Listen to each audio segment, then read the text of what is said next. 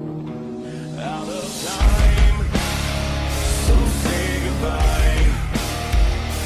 What is yours now is mine, and I dream broken dreams.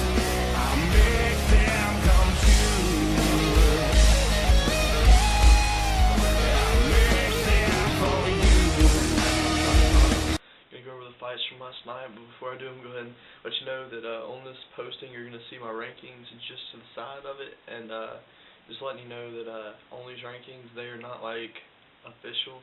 They're just a quick sketch out of what I see from last night. I didn't really move anyone around that hadn't fought, so I mean, I just kind of insert some new people, removed a couple, and it was hard for me not to have Fedor in the top 10, because in my whole life watching MMA, Fedor has always been in the top, 3 to 5. So, I mean, it's like, to even think about him not being top 10, it's really weird. But yes, in my rankings, he did not get in the top 10, which I think the bulk of us would probably agree on that one.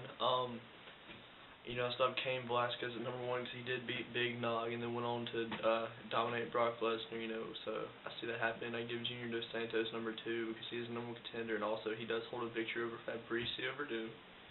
I believe 3 I put Verdum, I don't really have to explain on that one.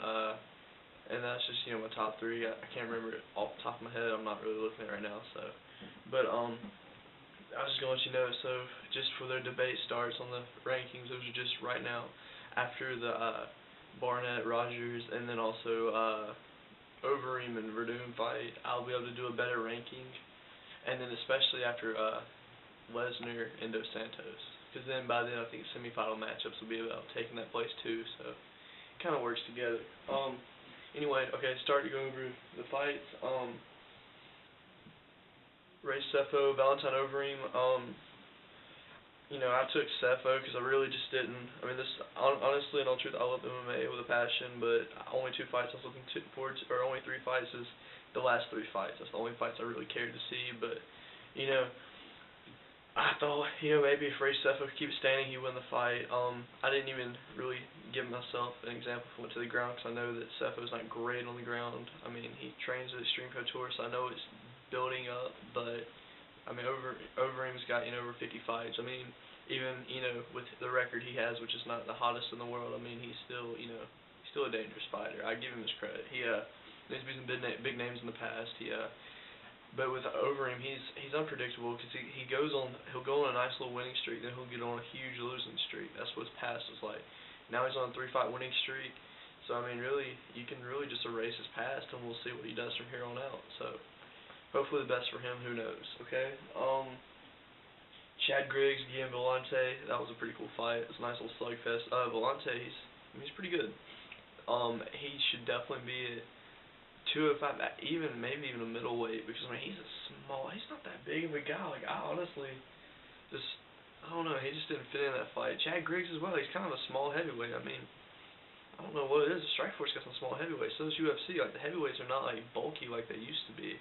Heavyweights used to be some big old guys. Now they're just kind of basic size. But yeah, that was a pretty cool fight. Chad Griggs proved he's actually got some really good stand up. I mean, the Lashley fight, yeah, he TKO'd Lashley, but Lashley dominated up to the point. So I mean, we just didn't know who Chad Griggs was. Everybody wrote him off paper originally, and now after the Lashley fight, most favored him in that fight. I favored him in my video prediction, but then I thought about it and I said I'm gonna take Vellante. So I was wrong on that pick, I guess you could say, but.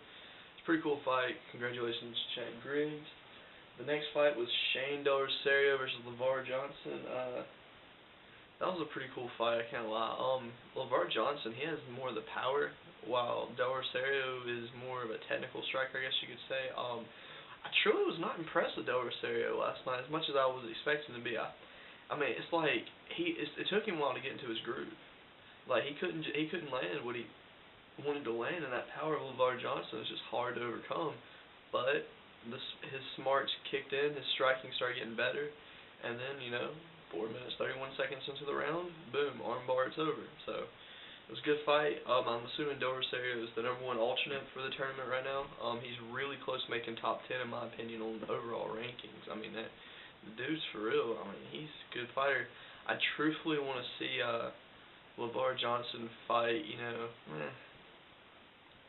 maybe even Chad Griggs would be a cool fight for him.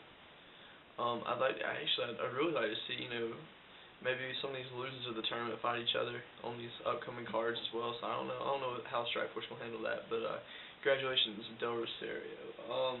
The next fight, the fight I was really looking forward to because I'm a big Sergey Kharitonov fan. He fought Andrei Arlovsky. Everybody's picking on Arlovsky because, back in the day, he was the, poster boy of the UFC for heavyweights. Everybody was just a fan. I mean, he's a good guy. I mean, I like him as well. So, but, he's got a glass jaw. People were even debating the day before the fight. He doesn't have a glass jaw. Well, I think Sergey Kharitonov shattered the glass on that one because that was an awesome knockout.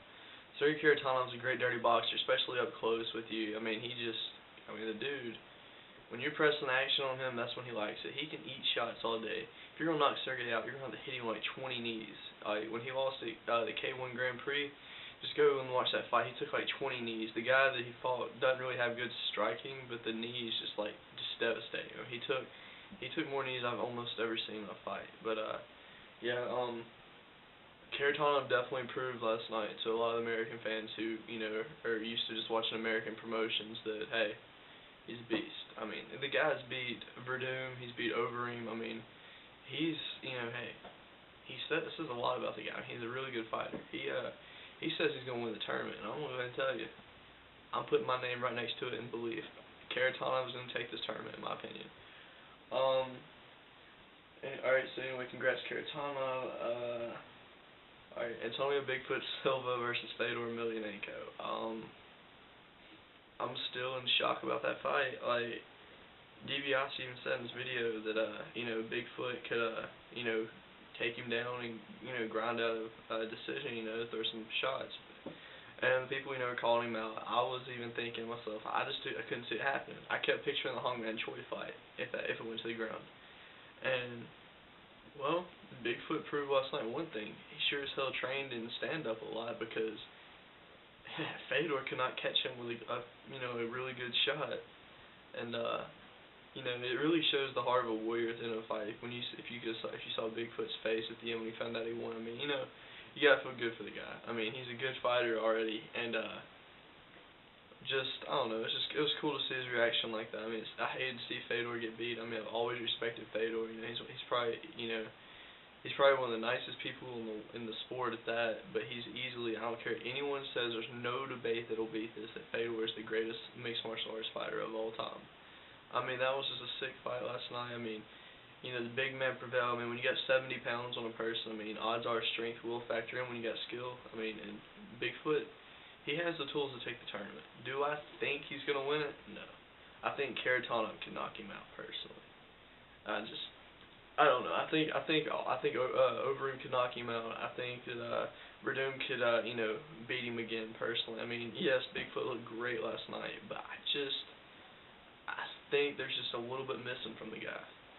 But I tell you what, if he's smart, if he really wants to win this tournament, he'll take people to the ground.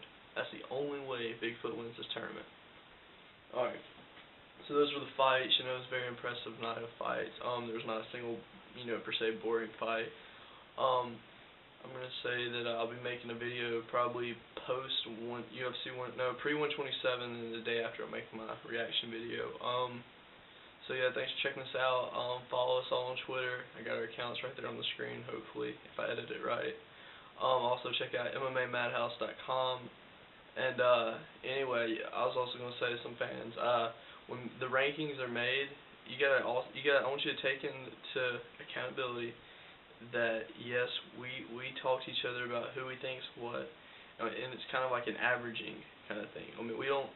Okay, Overeem is number one in many opinions because I will say he is on a very dominant tear right now. I'll give him his props. He's not number one on my list, but others he is. A lot of people are saying that Kane, JDS, and Shankar went top 3. That was one guy that said that. That's the funniest thing I've ever heard in my life. I mean, a lot of people hating on the rankings. Just remember this. Here's an easy way to put it. These rankings are one man's opinion. Okay, everybody's gonna have their own rankings. It's gonna be rare to have people that have the exact same rankings.